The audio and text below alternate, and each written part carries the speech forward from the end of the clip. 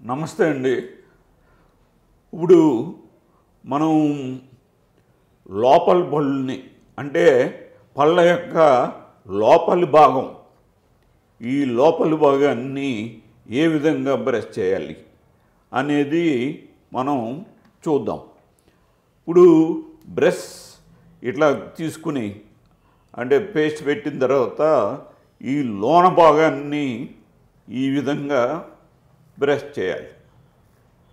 ఇట్లా కింద పళ్ళని ఒక 45 డిగ్రీ యాంగిల్లో ఈ బ్రష్ నుంచి ఈ విధంగా బయటికి లాగాలి.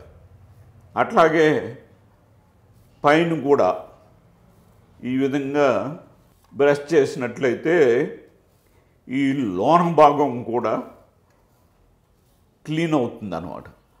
అట్లాగే ఈ దంతాలను కూడా ఈ విధంగా బ్రష్ చేసుకోవాలి. ఈ విధంగా బ్రష్ చేసుకున్నట్లయితే మొత్తం పళ్ళన్నీ కూడా మీకు క్లీన్గా ఉండే అవకాశం ఏర్పడుతుంది అన్నమాట. ఇప్పుడు మీరు ఈ విషయాన్ని మీరు చూస్తారు.